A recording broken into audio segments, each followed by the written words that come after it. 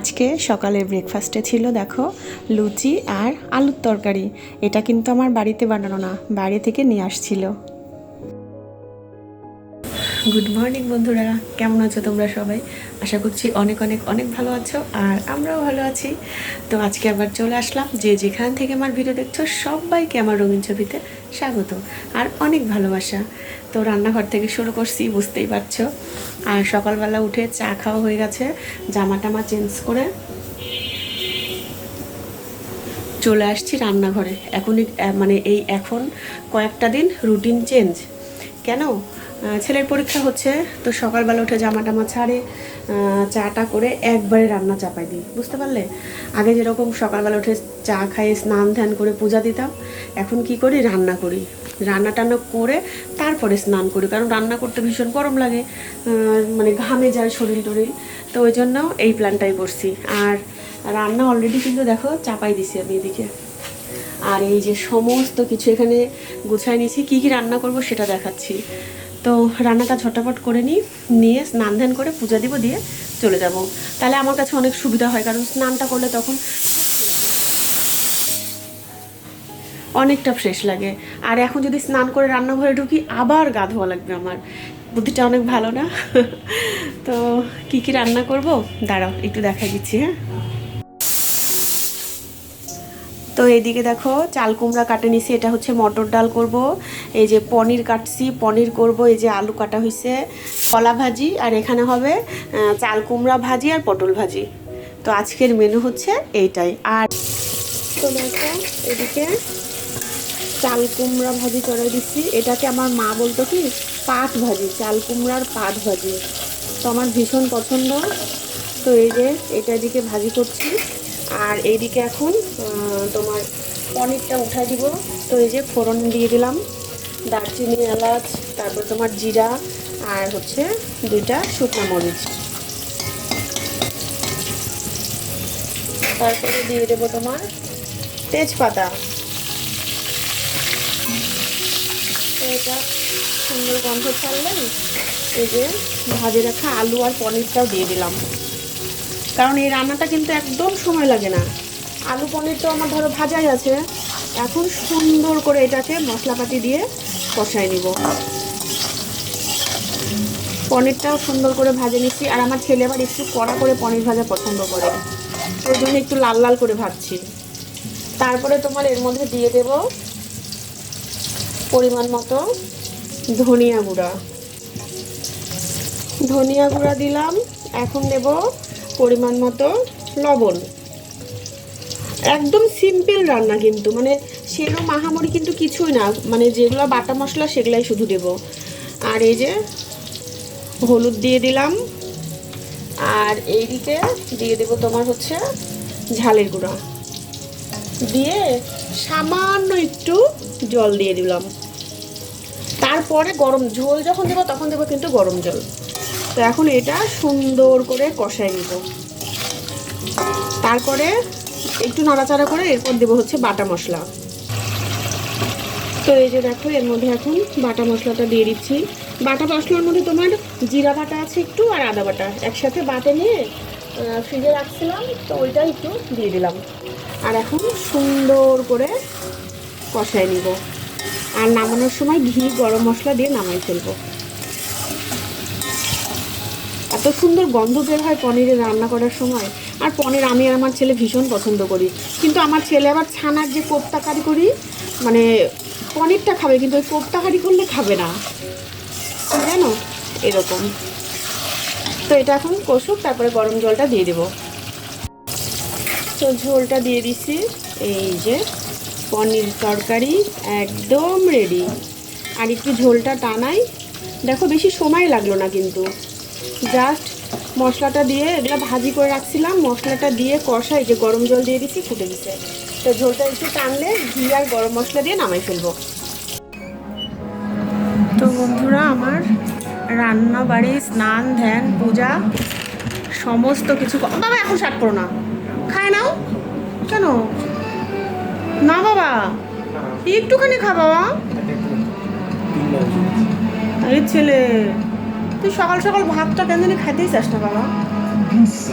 তো আমার রান্নাবাড়ি কমপ্লিট। এখন আমার ছেলে বলে কি সে খাবে না, বলে যে আমি খাবো না মা। সকাল সকাল ভাতটা সে খাইতেই চায় না কোনো দিনও। আর এই দেখো বিছানার অবস্থা, আমার ছেলে পড়াশোনা করছে, ইদানিং হলো সে এই ঘরে পড়তে চাচ্ছে। আগে বিছানায় বসে সে কিছুতেই পড়তে চাইতো না, জোর করে নিয়ে আসা লাগতো যে বাবা আমি একটু বিছানায় বসে থাকি, তুই আমার সাথে বসে। আমিও সেই চেয়ারে যা বসে থাকতাম, ও সেই চেয়ারে বসেই পড়তো। তো ইদানিং হলো বিছানায় বসে পড়তেছে, তবে রাত্রে না, এই দিনের বেলাটা একটু বিছানায় বসে, তাছাড়া রাত্রে চেয়ার টেবিলেই বসে। আর এই যে দেখো পূজা দেওয়া কমপ্লিট।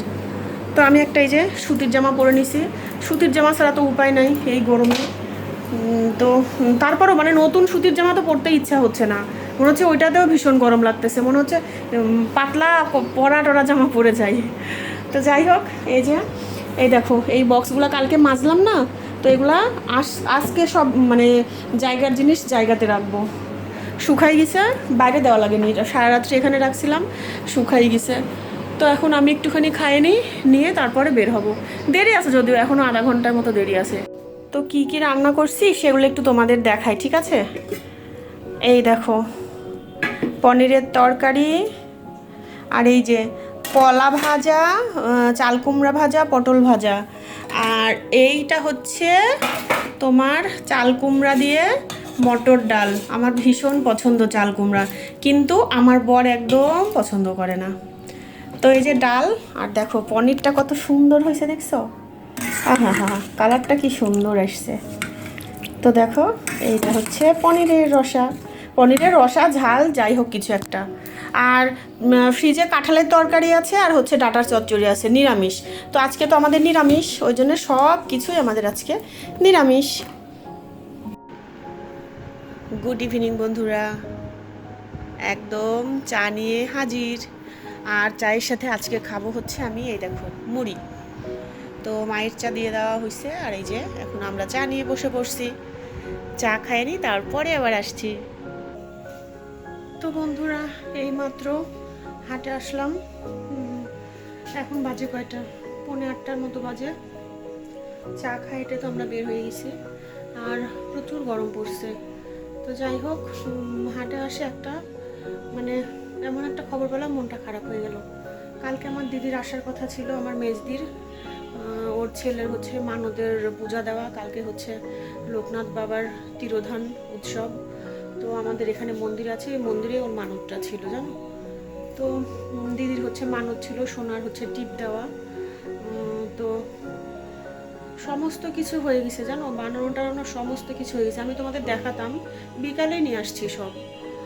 তো নিয়ে আসার পর এখন বাড়িতে এসে ফোন দিচ্ছি যে দিদি কখন আসবি, কালকে সকাল সকাল যেহেতু পূজা, তোমার 12টার মধ্যে সাড়ে 11:30 12টার মধ্যে পূজায় বসে যাবে। তো ওদের একটু সকাল সকাল আসতে বললাম।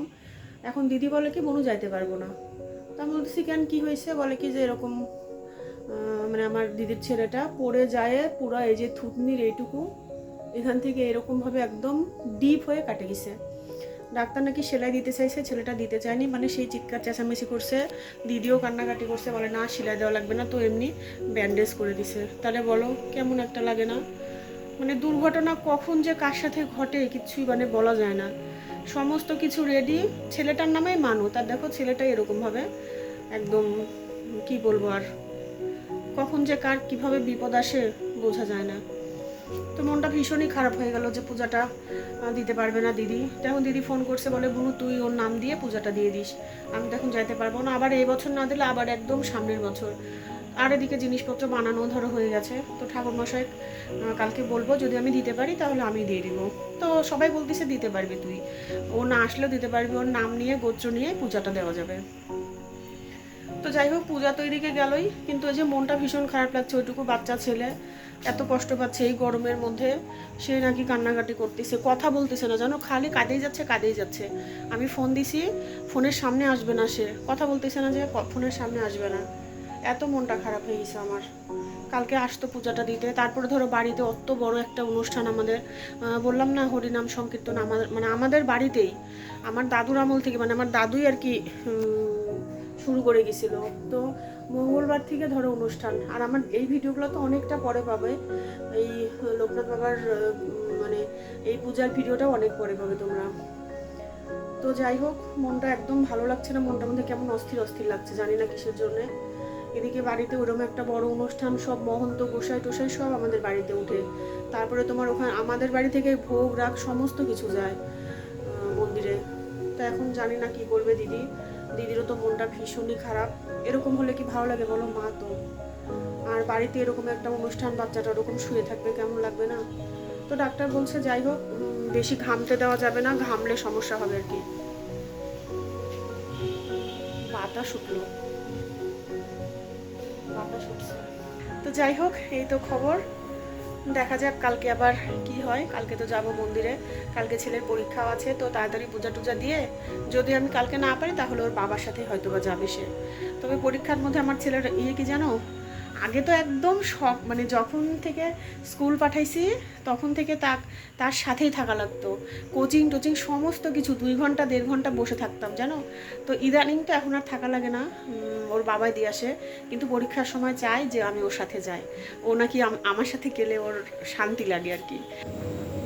তো বন্ধুরা, এখন আর বসে থেকে লাভ নাই, মন খারাপ হলেও তো কাজ করাই লাগবে, তাই না বলো? তো সারাদিনটা ভালোই গেল, সন্ধ্যার পরে মনটা ভীষণই খারাপ হয়ে গেল, তোমাদের তো বললামই সব কিছু। তো ওই যে গতকাল যেগুলো মানে মাজা ঘষা হয়েছিল সেই কৌটাগুলো একটু গুছাই নিচ্ছি, এগুলো এখন জায়গা মতো রাখবো। আর অনেকগুলো জামা কাপড় কাচ্ছিলাম, সেগুলো ভাঁজ করাই হয়নি, তো ওগুলো ভাবছি একটু ভাঁজ করে নিব। মানে ওইটা শোনার পর থেকে মনটা এত বেশি খারাপ লাগছে, ছোট্ট একটা বাচ্চা, মানে এত খারাপ লাগতেছে, এত কষ্ট পাচ্ছে, ব্যথা হয়েছে প্রচণ্ড, ইঞ্জেকশান দেওয়া হয়েছে। তো এটাই আর কি, আর তেমন কিছুই করতে ইচ্ছা হচ্ছে না। এই তো এই টুকিটাকি কাজবাজ করে আজকের মতো আর কিছু করব না। তো বন্ধুরা, আজকের ভিডিওটা আমার এই পর্যন্তই। যদি তোমাদের ভালো লাগে তাহলে অবশ্যই লাইক দিয়ে দেখো, আর কমেন্টে জানাবে কেমন লাগছে তোমাদের। তো ঠিক আছে, আজকে এই পর্যন্তই। সবাই খুব খুব খুব ভালো থেকো, সুস্থ থেকো। দেখা হবে আগামীকাল নতুন একটি ভিডিওতে।